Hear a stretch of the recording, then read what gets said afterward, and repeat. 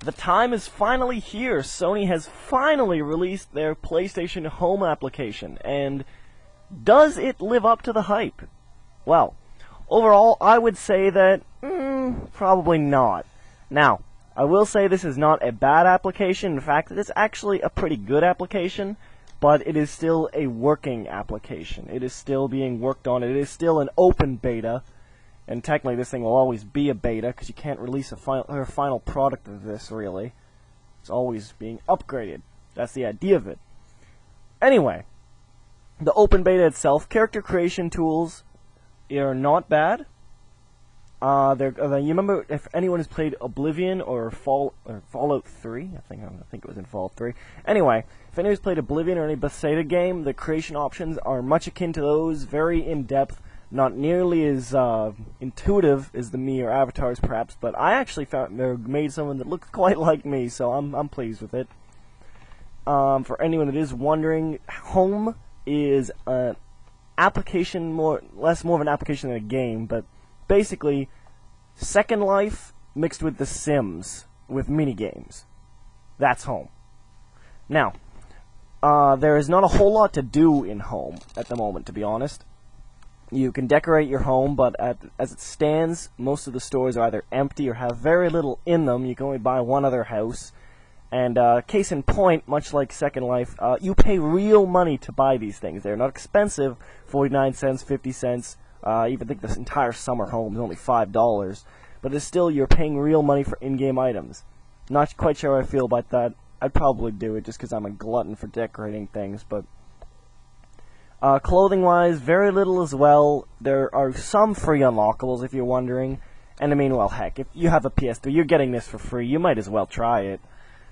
On that note, actually, just in digressing further back, Home is having a lot of connection problems because it is an open beta, and there is a lot of glitches in it. It is not perfect. Live with it. You're getting it for free. It is a beta. You're not being forced to play it.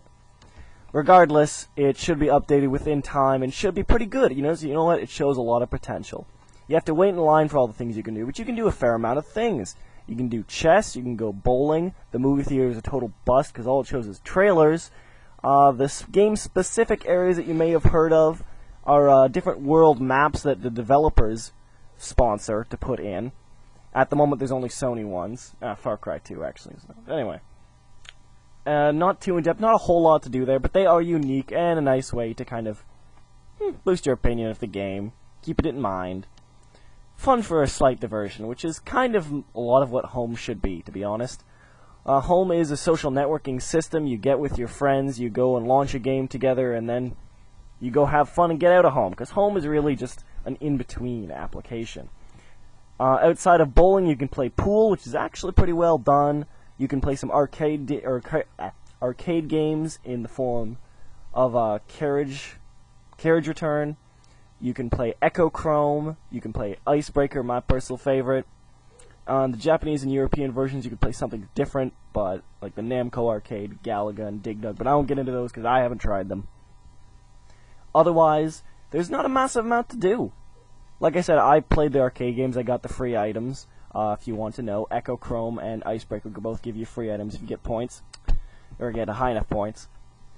And I would say this is worth investing some time into. Saucer Pop is my favorite minigame. It's in the Central Plaza. The graphics are good, not incredible, but again, this is a free application. You're not paying for any of this. But the graphics are certainly not an eyesore. They're quite beautiful at times. Nothing approaching amazing, but nice, very nice. Lastly, I just wanted to say, while Home doesn't have a whole lot to do at the moment, it will be upgraded. There's a Red Bull trailer up. You can go through a flight course, and I think the flight course is actually pretty fun indeed. And I think this is a great way to kind of merge in-game advertising with the social networking system. This shouldn't be compared to a full-on game because it's not. But, if you have the urge for a Sims or Second Life experience on your PlayStation 3, then you know what? Check this out. This is going to be a lot of fun eventually. As it stands, slight diversion, but good job on Sony's part. It's a nice start.